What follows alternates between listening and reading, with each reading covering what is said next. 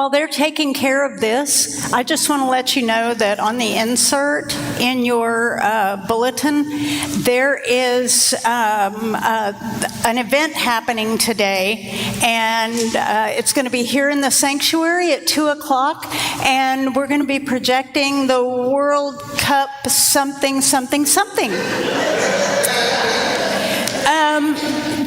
Jane, do you want to tell everybody what it is?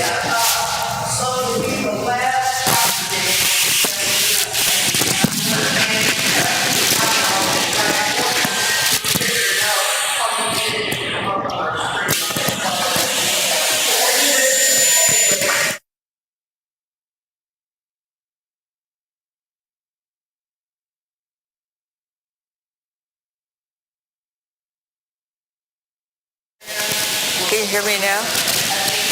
Let her finish. Thank you. Yay!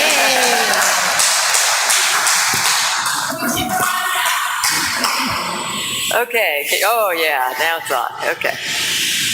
Good morning. Wherever you may discuss community and service, know that you are welcome within this community of all.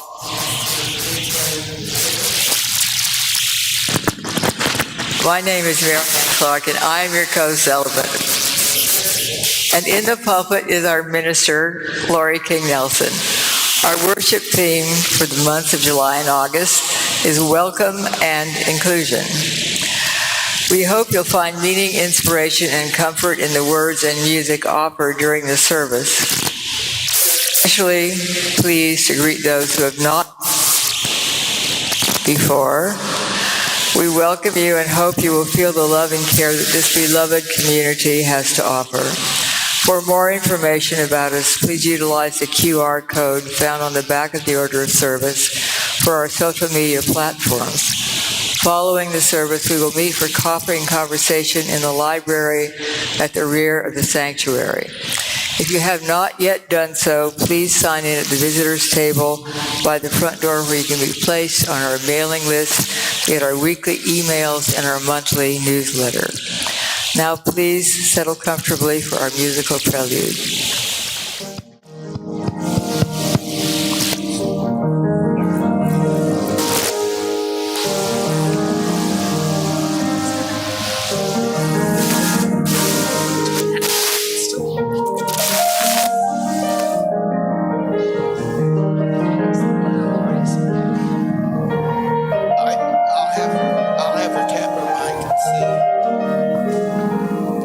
Get me out of here.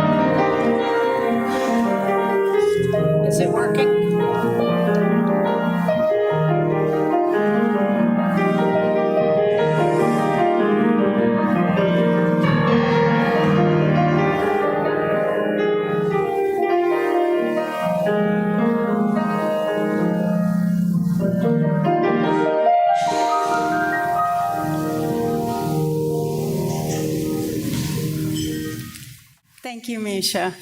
And such is the life of the church and sound systems and technology. So, yeah, thank you so much to our sound people, our audio and video people who do this every single week out of the goodness of their heart. And I know some weeks they go home pulling their hair out. But they get it figured out every time. Throughout history, leaders and activists have defined resistance to oppression not just as a political act, but as a moral imperative. Their words serve as enduring reminders of the courage required to confront injustice and the fundamental necessity of fighting for human dignity. Let us worship with our hands, our hearts, and our feet.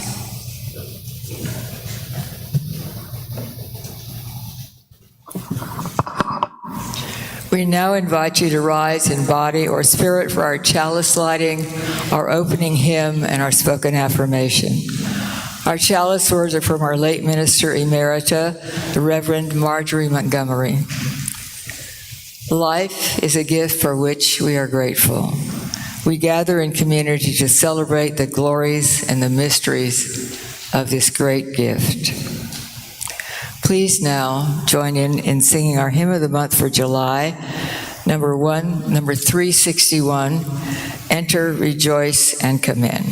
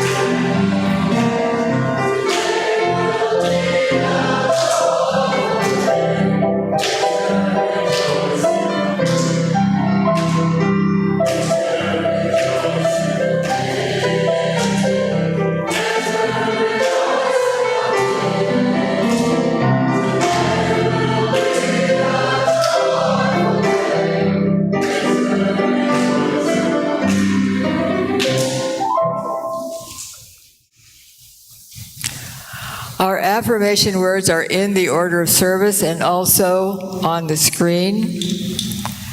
Love is the doctrine of this church.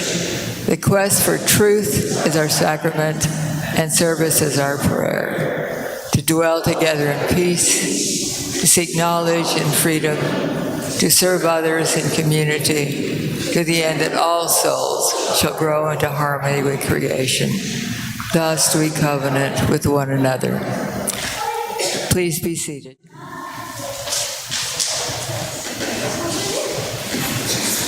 Hey, would y'all like to come join me up here? And anyone else who wants to join me, honestly. We don't just have to be young. We can be young at heart or even feeling kind of old at heart sometimes. So today we're talking about justice and resisting oppression. Do y'all know what that is?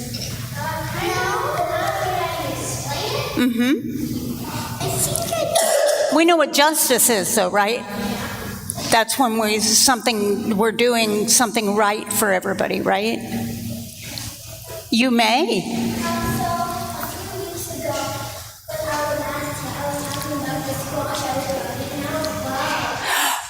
He was talking about the squash he was growing a few weeks ago, and now it's grown. Yay! I'm so excited. Oh my gosh. You know, the wonderful thing is that you're going to nourish a body with that food. And then you can use it for other things too, right? Pumpkin pie.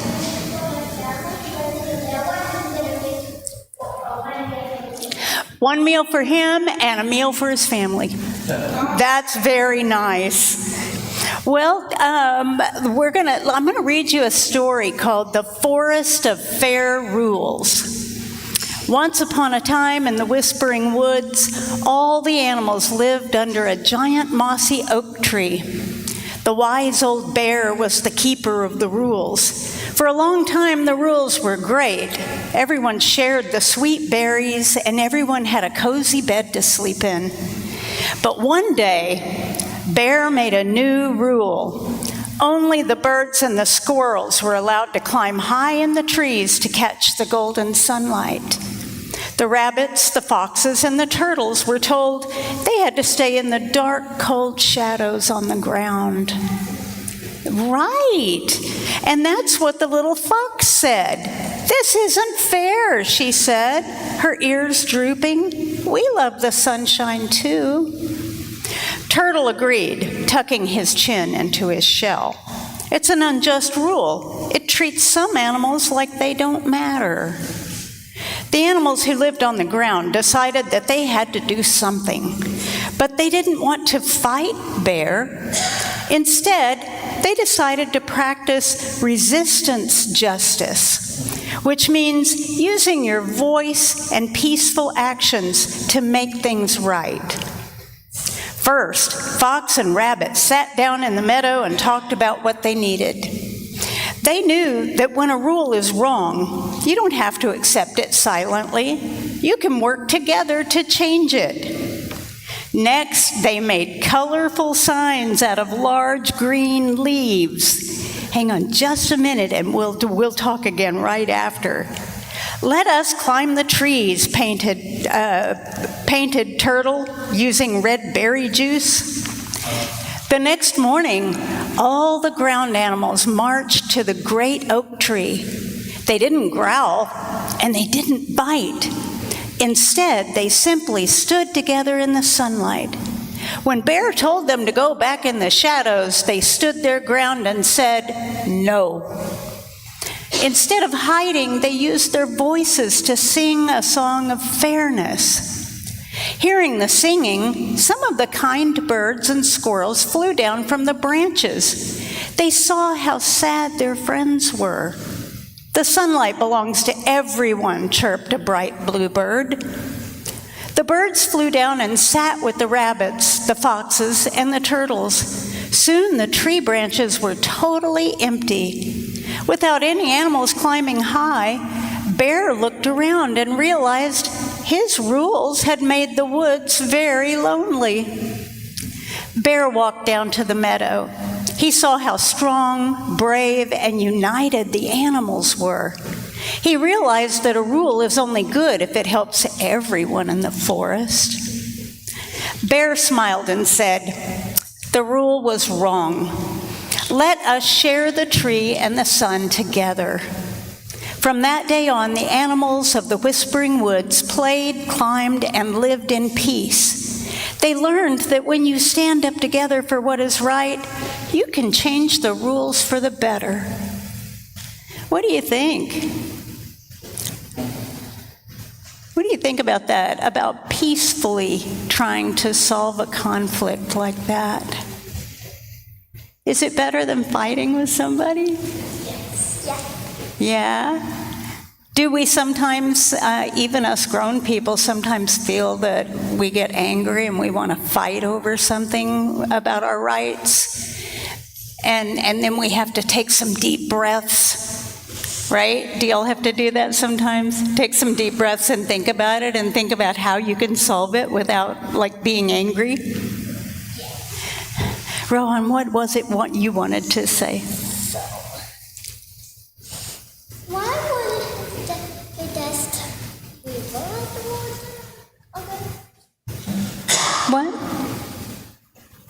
You're trying to remember what it was? Let's get forth, and then they could have just moved out. Oh. Didn't move out. God is weak. Oh, that, you know what? You are going to be a peace mediator one day, because I think that's a wonderful suggestion. What an alternative. That was a good suggestion.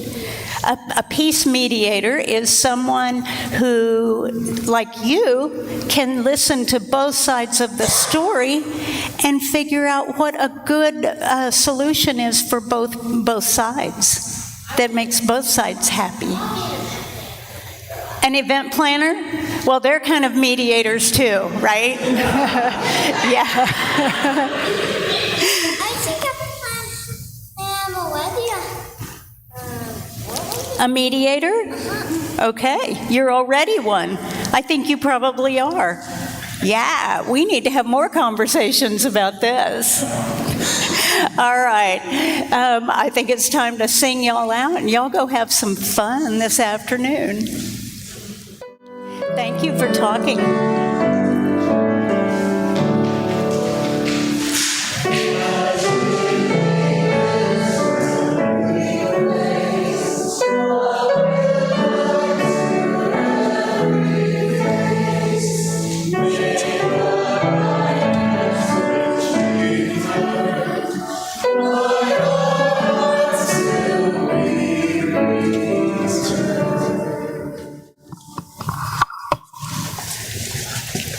At this point in our service, we pause for an offertory to honor the holy act of giving. In the words of Laura McGuire, we give when we have been blessed with a surplus ranging from time, energy, and prayers to talents and finances. Sometimes we have all of these to offer to the bounty of, and other times only one or another. In certain seasons, we have nothing to offer and are granted the equally important blessing of receiving. No one is more or less beloved because of how much they can give or how much they need to receive. We give what we can, when we can, because when we do so, we build a more just world. Your contributions will benefit the missions and operations of our church, as well as outreach to the larger community. We share a portion of the cash offerings that are collected each week with the charitable or nonprofit group. Our Share the Plate recipient for July, August, and September is the East Side Community, thank you. The East Side Community, which used to be East Side Ministries. East Side Community is a local agency dedicated to providing food, clothing, and other essential items to our neighbors in need. For your convenience, you will find a QR code for making contributions on the back of the order of service. And now, will the ushers please come forward?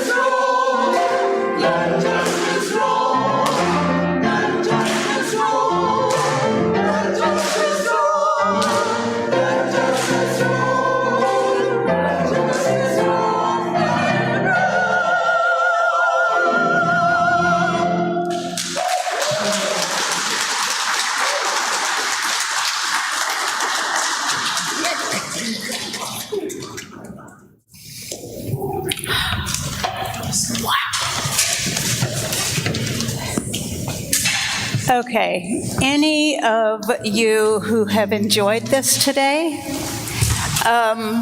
this music that they purchase is not free. And if you want to make donations to the choir fund to buy more music like this, please do. Stop by the office or write your little check or the QR, what?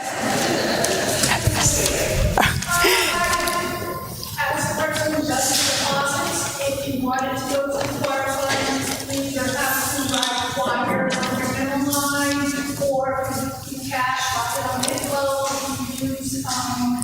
If you use PayPal as a place to put notes, just add the note that it's for the choir. Because if you don't, I'll just put it in the general fund. Yeah. And we want the choir to be able to pick all the music they want because they deserve it. Yeah.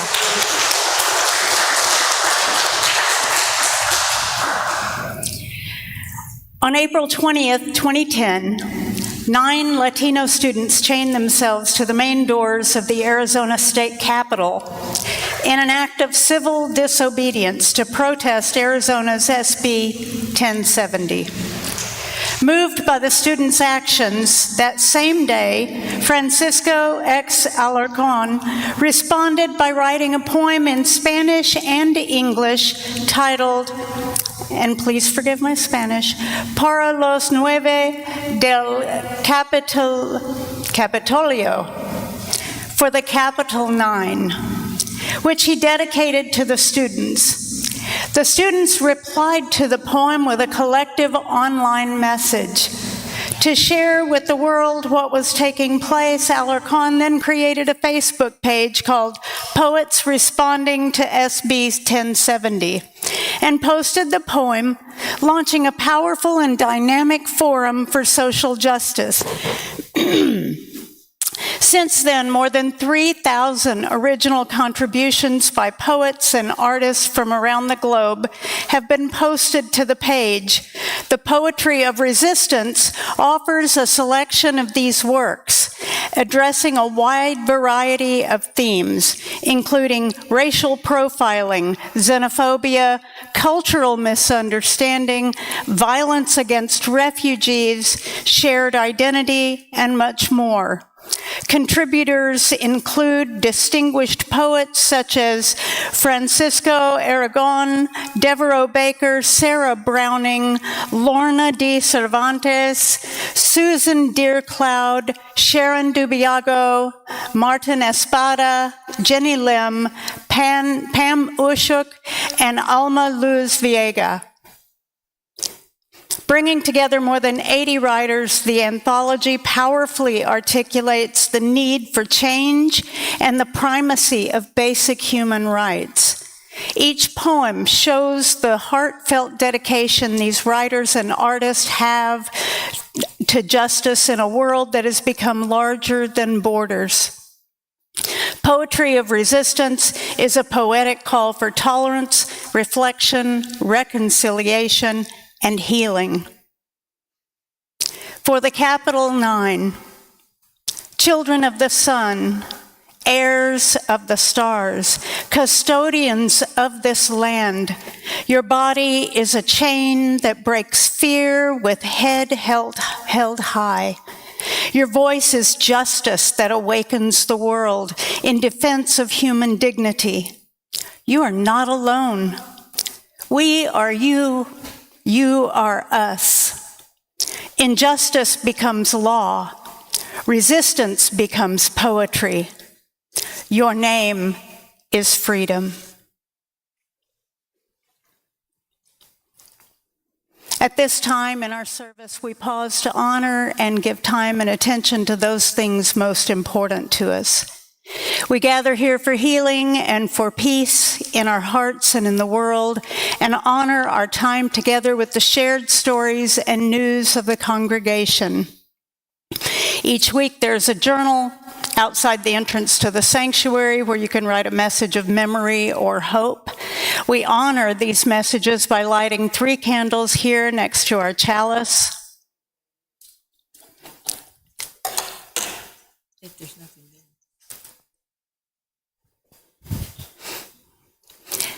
Also, at any time during our service, you're welcome to come forward and light a candle in our meditation center here next to the chancel. Today, from our Book of Memory and Hope, we include the following. Duncan Skiles, who attended our church as a teenager, was killed in a car accident several weeks ago. Remember his mom. Is that Susan Skiles? Or Sarah Skiles. Thank you. Trevon, who works in our nursery every Sunday, was blessed with a baby girl named Kamaya. She was premature. Mother and daughter are doing well. Thoughts and prayers for Trevon and his family, and I've already said that I demand pictures. And as soon as we have those, we'll share them out with his permission.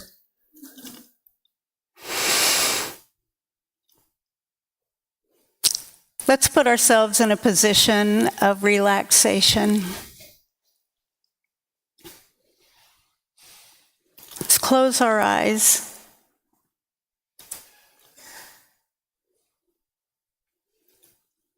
Stephen Biko said, "The most potent weapon in the hands of the oppressor is the mind of the oppressed."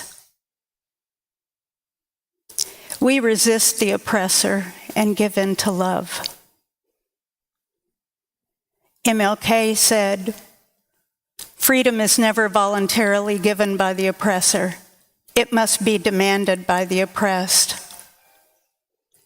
We resist the oppressor and give in to love. Elie Wiesel said, "We must take sides. Neutrality helps the oppressor, never the victim. Silence encourages the tormentor, never the tormented."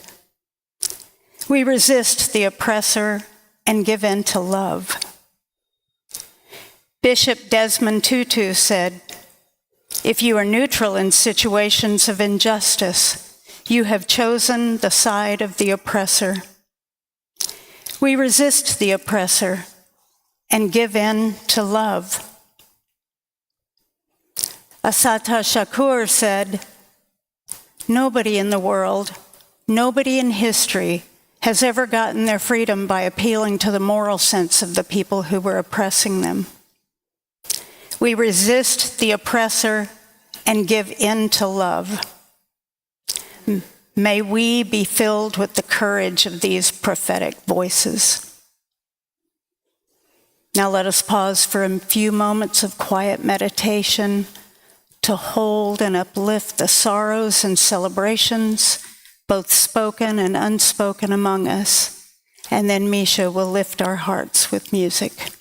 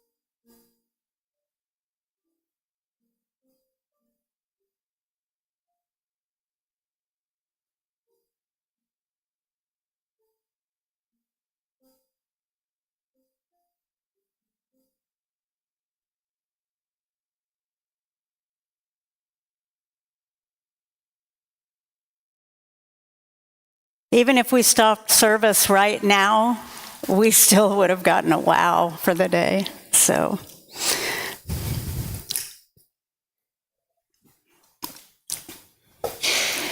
he wears a khaki bucket hat, shorts with a ton of pockets, a camo t-shirt that says Jesus is King.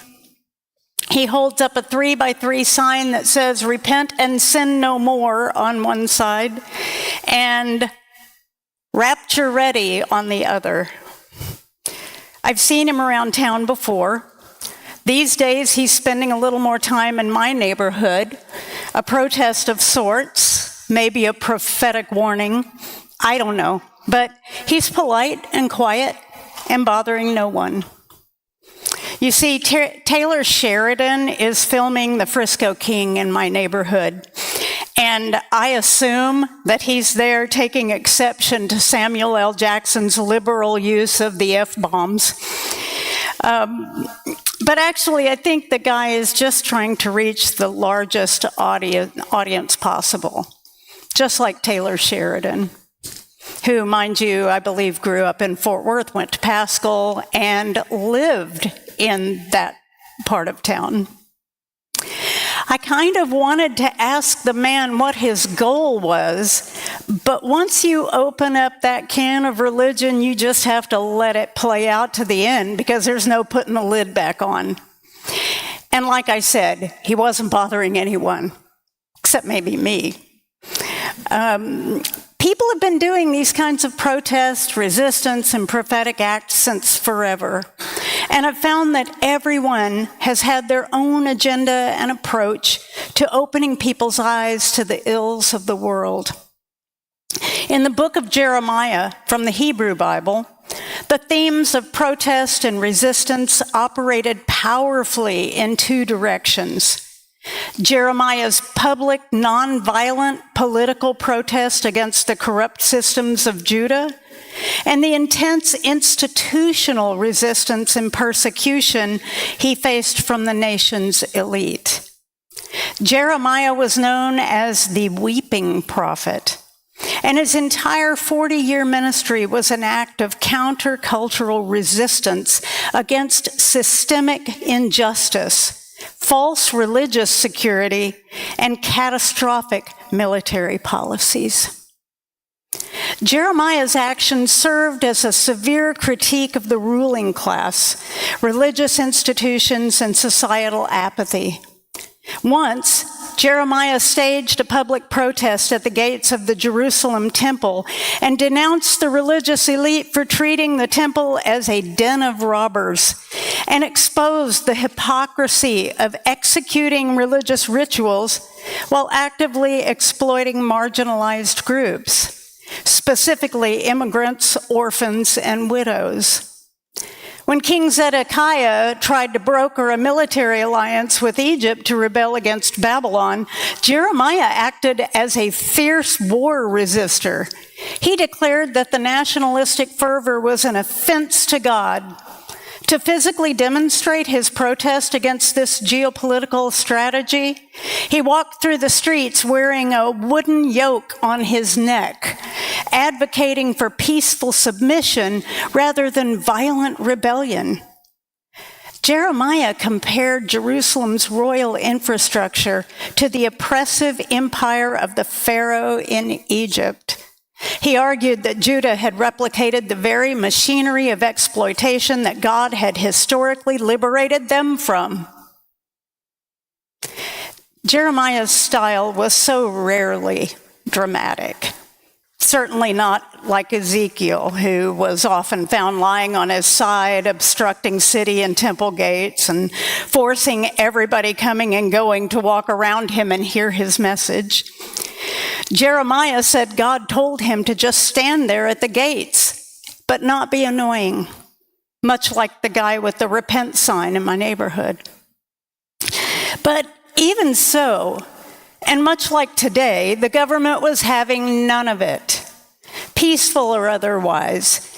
And because he protested the war against Babylon, the pro-war political faction branded Jeremiah a traitor and a national threat, accusing him of actively destroying military morale. The establishment responded to his words with state-sanctioned violence. Jeremiah was publicly beaten, placed in stocks by the chief priest, confined to a guard's courtyard, and eventually thrown into a muddy, suffocating cistern to starve. And then there was the state-sponsored religious propaganda to erase any credibility Jeremiah might have had in the community. People were scared to upset the status quo, and so Jeremiah found himself relatively alone. This is starting to sound remarkably similar to our brave Prairie Land protesters, isn't it? The thing is, Jeremiah wasn't alone. Ezekiel wasn't alone. The Buddha knew that people were suffering and felt compelled to seek a way to end that suffering. I can only imagine what people thought about him and his 1 grain of rice a day self. Fortunately, he figured that out before he starved to death. But even Buddha wasn't alone. There have been hundreds, thousands, maybe millions of prophets of resistance over the course of human history. We can go backwards to Amos, who wrote extensively against systemic corruption, the exploitation of the poor, and the hypocrisy of the ruling class. Elijah organized a fierce spiritual and political resistance against King Ahab and Queen Jezebel of the kingdom of Israel, opposing their enforcement of state-sponsored Baal worship, and successfully led a counter-movement to preserve traditional Israelite covenant laws. And if you want to hear some really odd stuff, you can read the writings of Enoch, who wrote of the fallen angels who were supposed to be observing and guiding humanity, but instead they got some human wives, and I use got in the loosest possible way, and had giant offspring called Nephilim, and taught humans forbidden knowledge, including weaponry, cosmetics, astrology, and sorcery, which led to widespread corruption and sin on earth. The reason Enoch wrote of this was to create resistance against the corruption plaguing the world. Imagine telling your friends this story and then asking them to join you in your resistance. But seriously, Enoch was such an important prophet that he had canonical and apocryphal books, meaning the stories where he sounded more sane made the cut for the Hebrew Bible, and the weird birdish angels who had giant half-human children did not, though no one destroyed those. Looking forward, we see Muhammad not establishing a religion, but creating a structural, spiritual, and military opposition to the dominant oppressive structures of 7th century Arabia. Rather than simply establishing a new faith, his life represented a systemic revolt against systemic economic exploitation, social inequality, and religious monopoly. In pre-Islamic Mecca, the ruling Quraysh tribe maintained a strict oligarchy that marginalized the enslaved, women, orphans, and the poor. Muhammad's early message was a direct challenge to this status quo.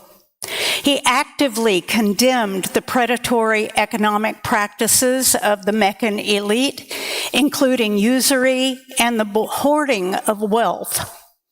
He introduced a radical social egalitarianism, declaring that no Arab is superior to a non-Arab except through piety. This attracted early converts from the most disenfranchised segments of society.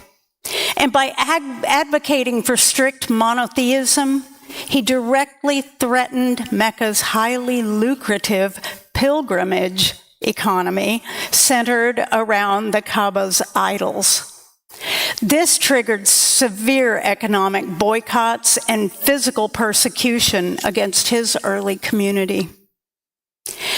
There are so many more layers to the resistance that became Islam, but that's for another day, because I want to talk about the more modern prophets, like John Lewis, who marched for civil rights and was beaten nearly to death by the same kind of state-sanctioned violence experienced by Jeremiah thousands of years previously.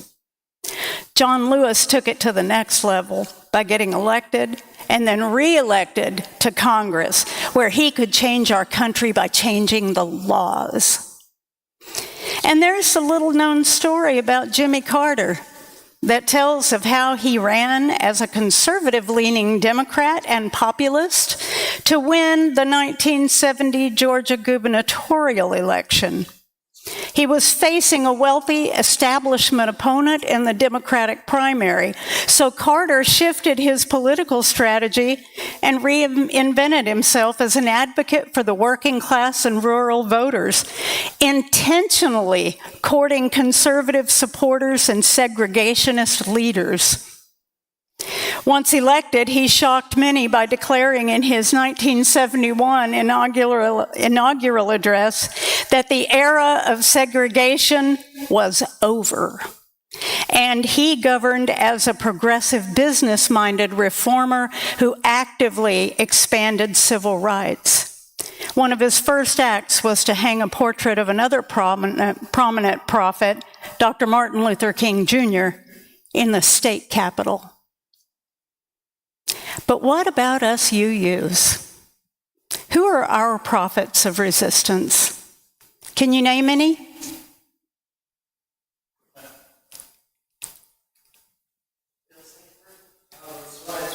Thank you.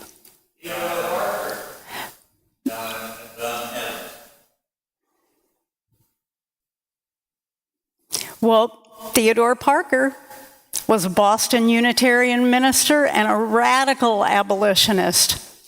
He defined prophetic resistance by openly defying the Fugitive Slave Act of 1850, a law that required runaway enslaved people to be returned to the South. Parker hid escaping enslaved individuals in his home and helped organize a vigilance committee to protect them. He famously coined the phrase, "I do not pretend to understand the moral universe. The arc is a long one, but all its reaches tend toward justice." John Haynes Holmes was a Unitarian minister who founded the Community Church of New York.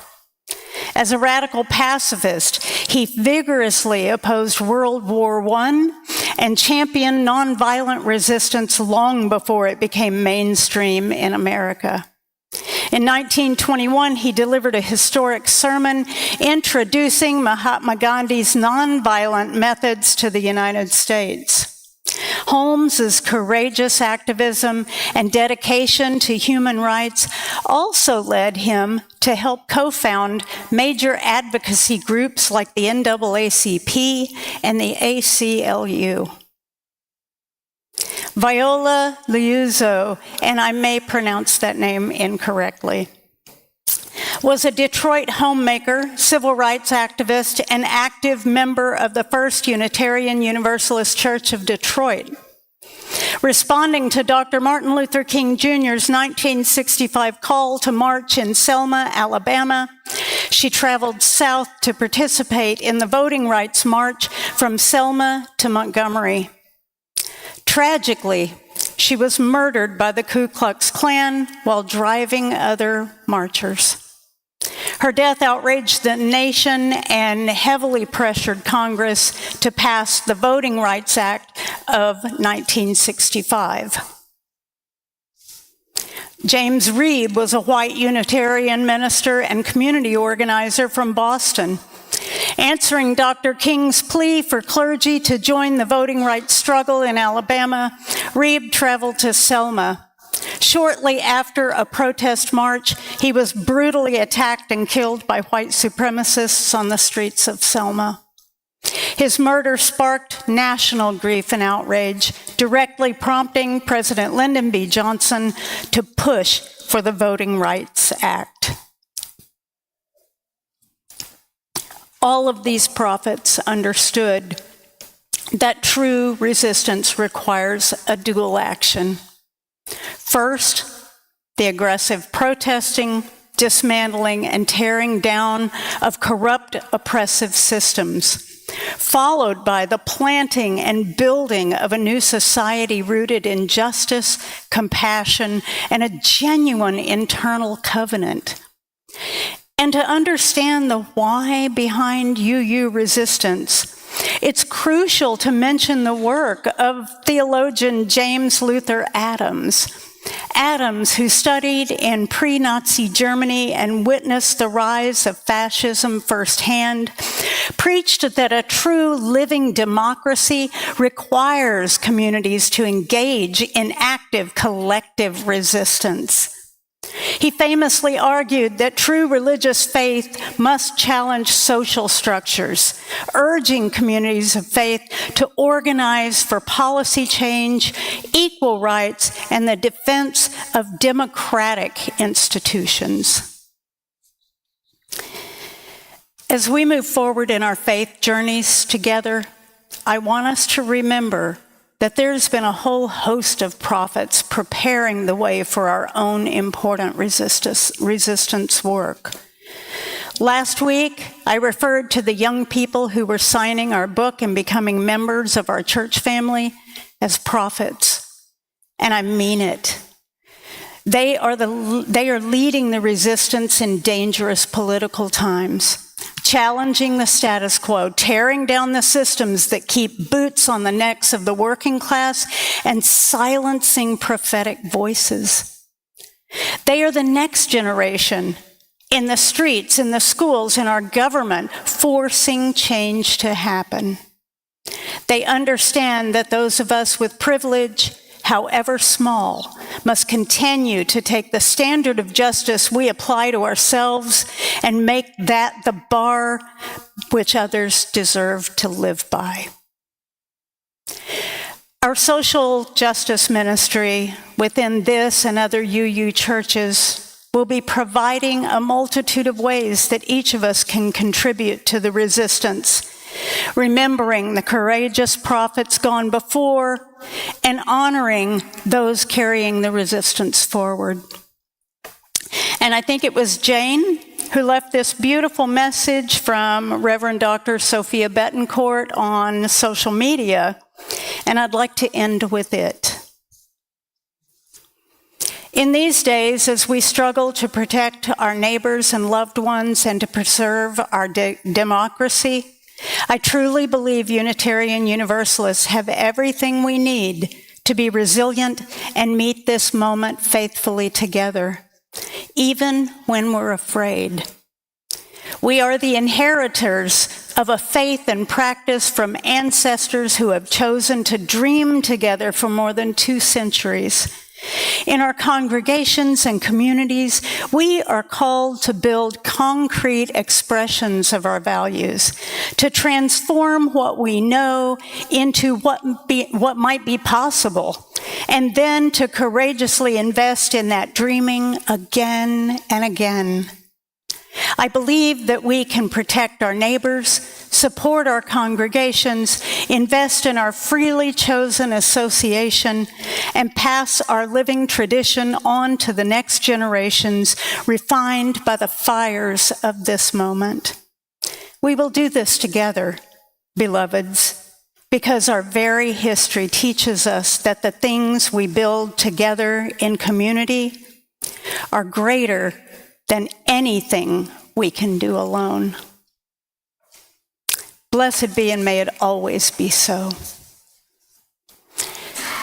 Will you rise in body or spirit and join us for our closing hymn, number 190, Light of Ages and of Nations.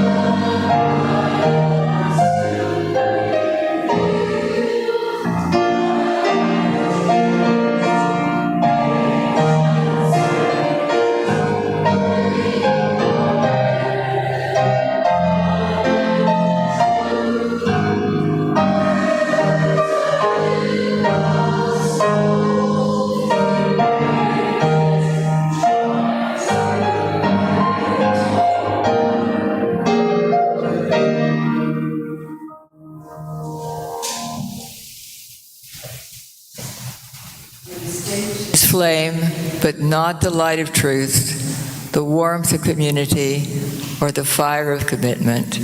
These we carry in our hearts until we are together again.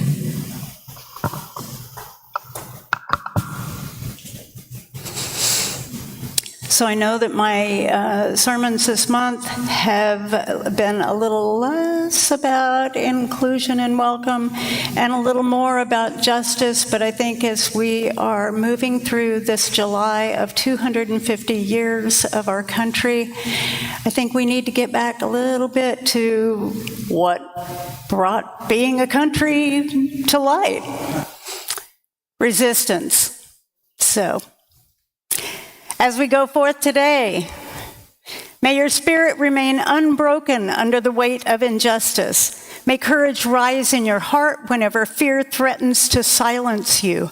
May your voice carry the truth clearly, boldly, without trembling. May you find fierce joy in the collective struggle for freedom. May you never walk alone on the long road to liberation. May ancestors whisper their wisdom into your quietest, darkest moments. May solidary arms hold you up when your knees grow weak. May your community shield you from the arrows of cruelty and despair.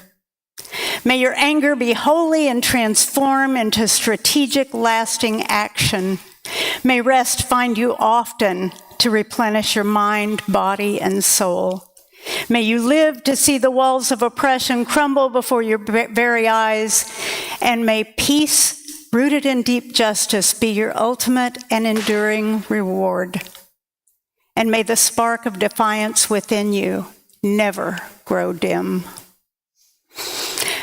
We are invited to join in coffee and conversation in the library at the rear of the sanctuary, and I hope you go forth and find something to resist this week.